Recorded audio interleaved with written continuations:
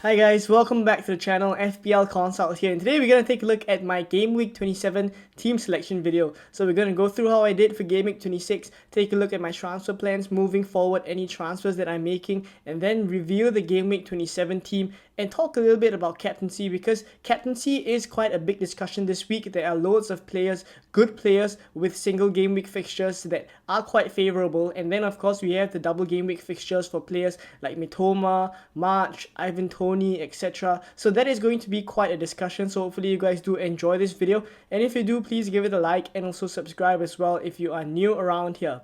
So for Game Week 26, very quickly, let's go through it, because the less spoken about it, the better. And that's because I wildcarded in Game Week 26. So those of us who wildcarded in Game Week 26, we probably offloaded a lot of our Liverpool assets. But unfortunately, because of that shock win, the win in itself wasn't shocking, right? But to win 7-0, I think that is quite unexpected. And because of that, a lot of Liverpool players hauled. Players like Salah, Darwin Núñez, Trent Alexander-Arnold, Robertson as well, who most of us had in our teams before we wildcarded.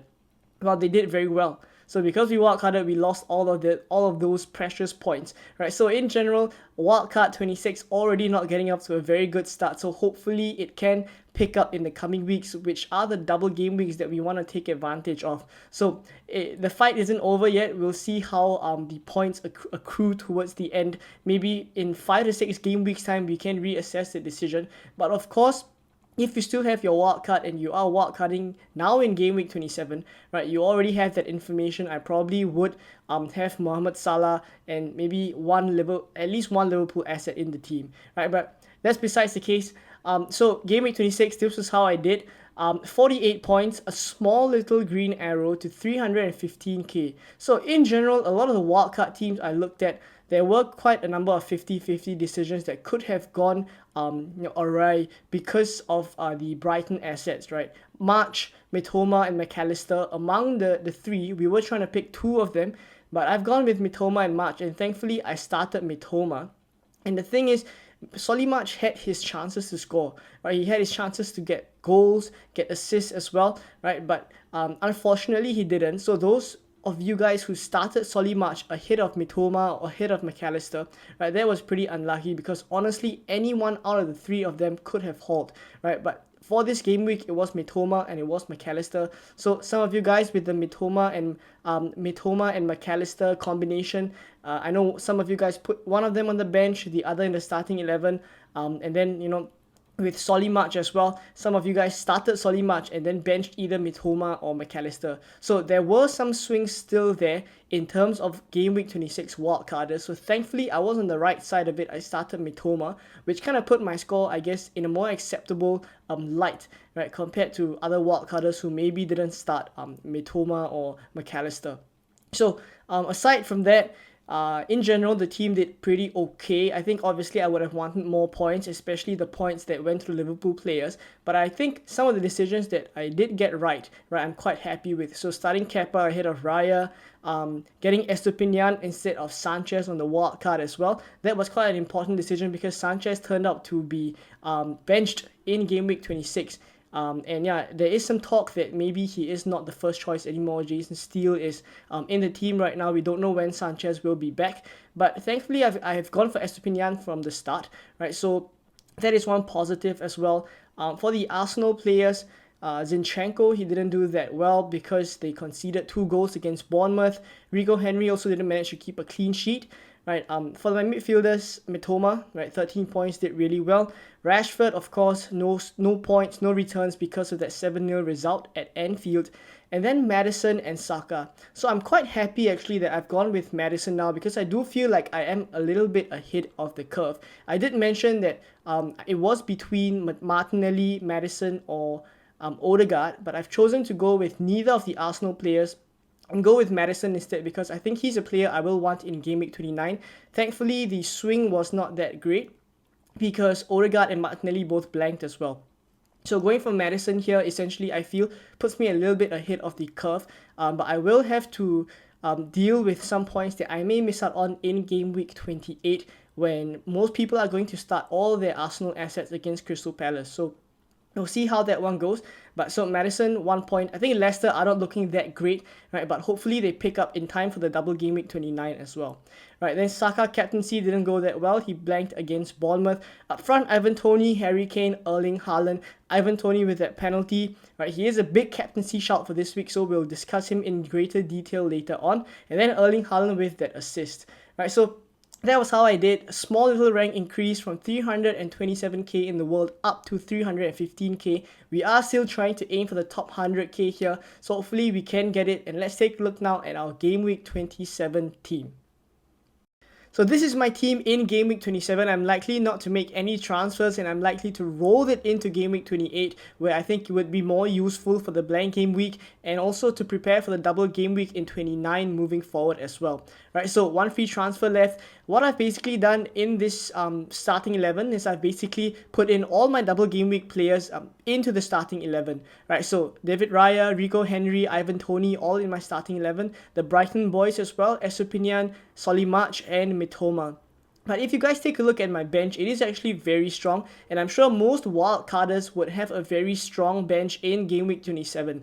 Right, you have Kepa, Zinchenko, Botman, and Maddison. Right, Maddison could obviously be maybe Odegaard or Martinelli, depending on how you wildcarded and which players you chose. Right, but essentially the Game Week 27 bench is really strong, and it already gives you some benching headaches there, and potentially some people may consider bench boosting in Game Week 27, right? So for myself, I already knew that when I went for Madison in Game Week 26, where I wildcarded, I already was choosing the route of bench boosting in 29 instead, because in Game Week 27, Madison plays Chelsea at home, which isn't a great fixture, right? So if I had wanted to wildcard in, bench boost in Game Week 27, I would have gone for someone like Odegaard or Martinelli, who plays Fulham in Game Week 27 now, and then bench boost, activate my bench boost in 27. But because I've gone for Madison, I kind of knew that I'm already going to save that bench boost chip for 29.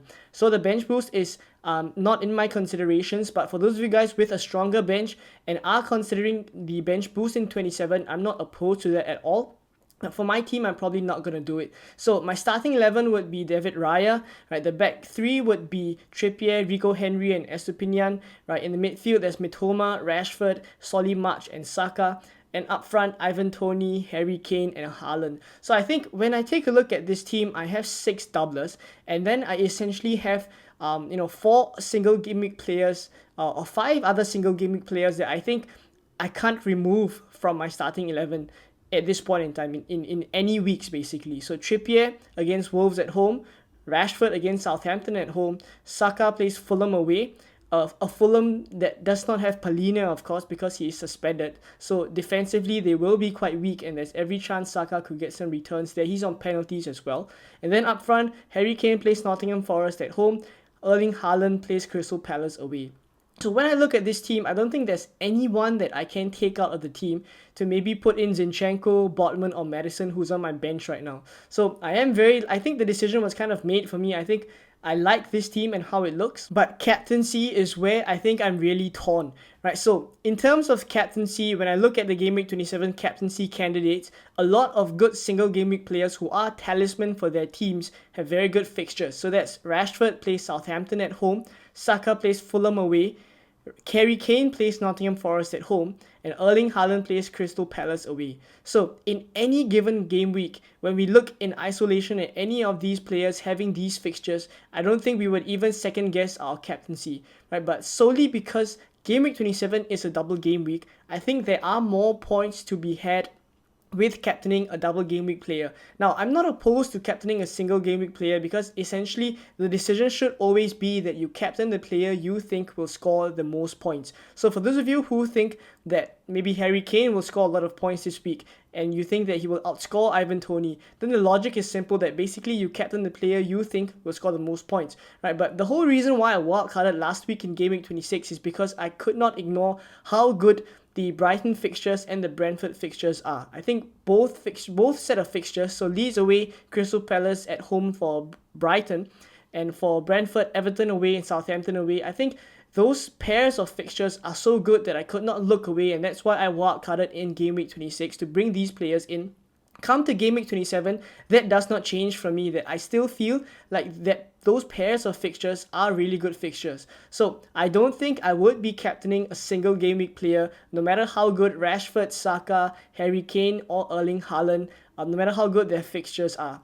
Right, so for me, I've narrowed it down to basically the double game week players that I have. So I'm likely not to captain Estupinian, of course, or any other defensive asset who has doubles, right? Because in general, I would favor captaining an attacker. So that leaves Mitoma, Solly March, and Ivan Toney.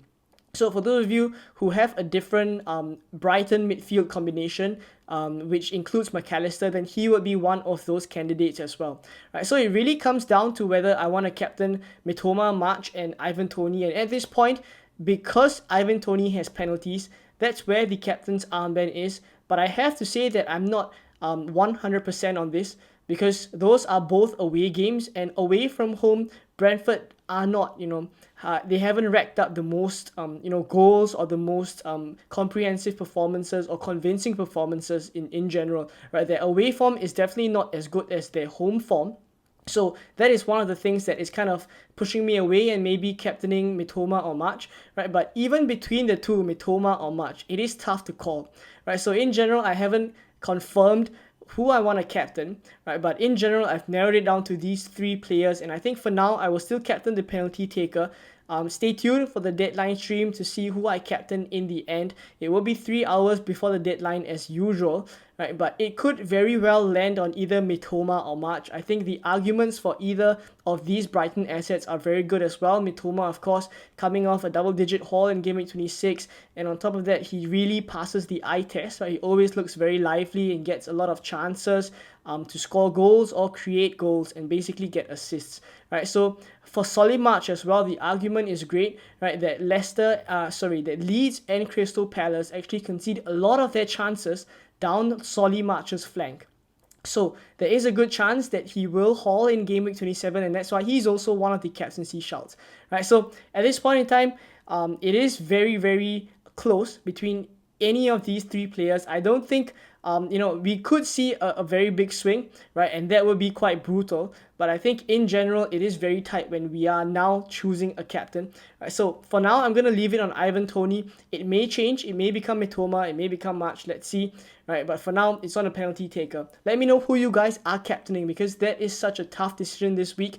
And if you're captaining a single game week player, let me know who down below as well. Right, but for now, this is how my team looks like. Let me know what you guys think of my team, right? And would you make any changes, and also who you are captaining and what you are doing with your teams. But for now, I hope you guys enjoyed this video, and if you did, please give it a like and also subscribe as well if you are new around here. And I'll catch you guys in more Game Week 27 content very soon. Bye bye.